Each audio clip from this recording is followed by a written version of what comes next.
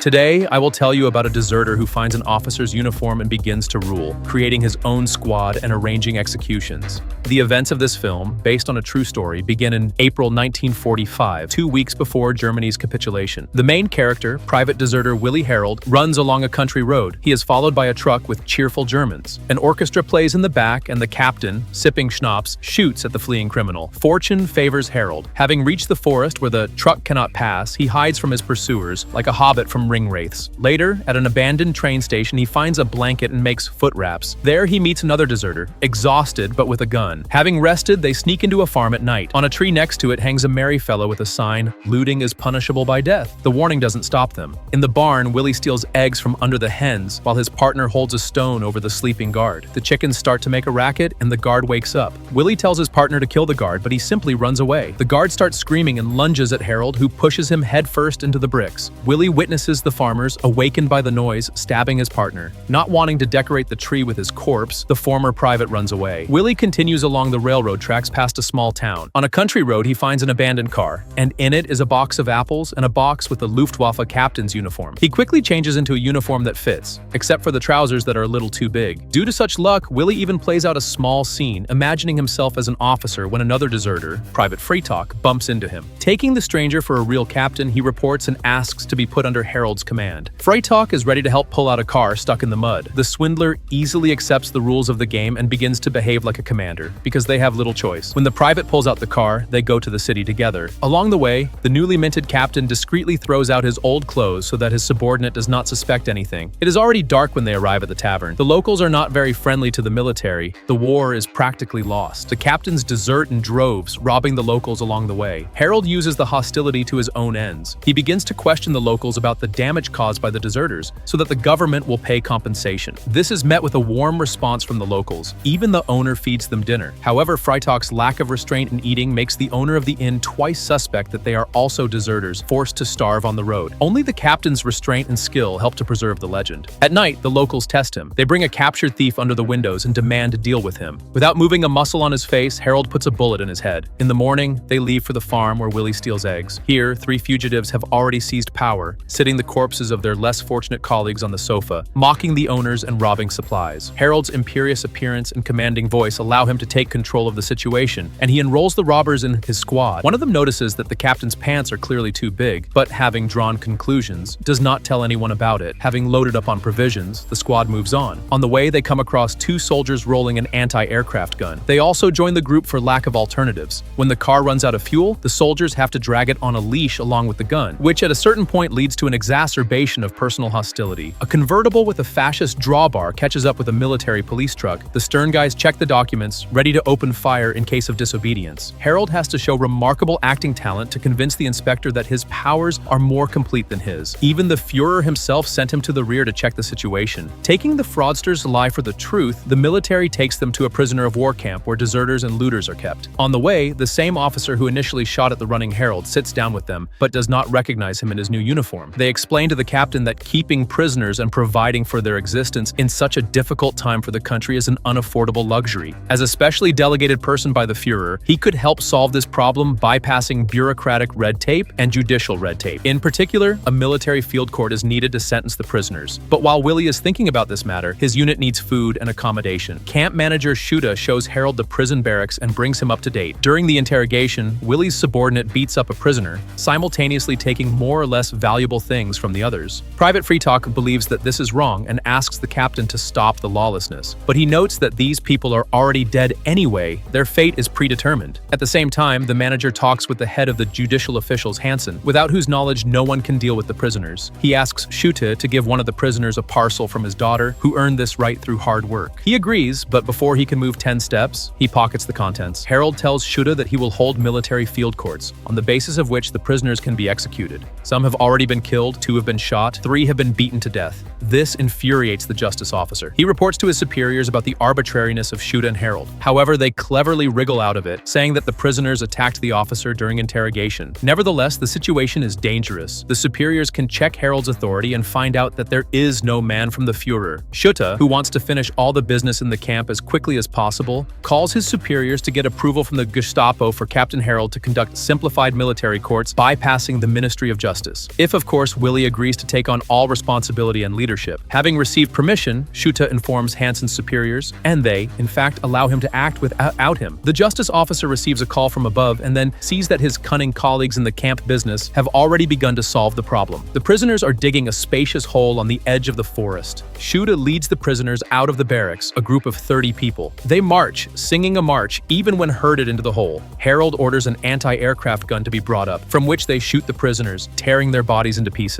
After the first clip, there are still survivors. They try to escape, but the soldiers, having reloaded the cannon, open fire on them. Willie wants to scream at the realization of what he has done, but he keeps his face. If his deception is revealed, they will do the same to him. When the anti-aircraft gun jams, the personnel finish off the survivors with small arms. Only Freitag does not take part in the execution. After a small supper of hot potatoes, the firing squad routinely returns to their duties. Freitag stands aside, but only until it turns out that the pit is full of corpses, and the groans of a wounded man are heard. In order to finish him off, it is necessary to climb into the grave itself, and the captain orders the orderly to relieve the unfortunate man of his suffering, which he reluctantly does. In just one day, Harold and Shuta shot 90 prisoners. Hansen reports this to his superiors when he hears swearing outside the window. The remaining prisoners refuse to fill the pit. The officer orders the soldiers to fill the grave themselves, and they are forced to obey. When they throw lime on the bodies, it is clear that some of the executed are still alive, but not for long. In the canteen, the personnel celebrate their successful work, praising Captain Harold. The guests enjoy the performance of 2 artists from among the prisoners. The repertoire is full of toilet humor. They also perform a hymn to the Brotherhood of Arms together with the officers. While the soldiers are entertained by banal and ordinary fistfights on the blue bench, the officers are having a small talk with the cultural workers. Willie wants to know why the talented guys were sent to prison, but they do not confess. Then he suggests playing a game. Imagine that they are all thieves. For example, he himself stole an officer's uniform. Having taken the veiled confession for a joke, the guests learn that the artist robbed a dead comrade. This enrages Shuta, from which the enraged soldiers distract him. The fight goes out into the street and becomes a mass brawl. However, having let off steam, the instigators fraternize and go to beat up the prisoners of the camp who had earlier refused to bury the grave. The officers notice the beating and order it to stop, but Harold's subordinate does not obey. The imposter, in order not to lose face in front of the camp manager, has to improvise. First, he shoots the guilty soldier with a pistol, stunning him for a while. Then he puts the prisoners in a row, ties them together with a rope into one chain, and, taking out a pistol, orders them to run. When the prisoners run away, Willie shoots one in the back. The others drag the fallen comrade. Harold hands the pistol to one of the actors and orders him to do the same. The actor kills the second prisoner. While Willie reloads his pistol, the unfortunate target drags 3 bodies behind him. Shuddy's wife takes his weapon and starts shooting. Everyone present joins in the shooting. A dozen bullets hit the exhausted body before it falls into the mud. In the morning, Freitag sees that Harold is being fitted for pants that are too long, clearly not made for his height, but he says nothing. Considering the circumstances, it is mortally dangerous. Shuddy approaches the tent. A detachment is ready to comb the area for deserters. The captain comes out to them in a tunic and shorts, which does not prevent him from giving an inspiring speech and sending everyone on their way. While none of the locals are around, Harold's squad throws a party with drunken dancing and mockery of the prisoners. Returning with his men, Shuddy sees a deserted camp with a pile of corpses lying around. The captain's drunk men are coming out of the kitchen, and he himself can barely stand on his feet. But then the canteen explodes, along with everyone who didn't have time to leave. British artillery is working on the territory, razing the camp to the ground, and the Allied aviation sends the Germans a big hello in TNT equivalent. After the air raid, the staggering Harold picks up his cap and coat from the ground. He gives the order to the survivors to line up. It's time for them to get out of this hospitable place. A couple of prisoners survived along with the deserting soldiers. The captain tells them to find military uniforms. Teeter tells the viewer that all that remains of this camp is a table under the barrier, and everything else has turned into arable land. A color picture of the place today is shown.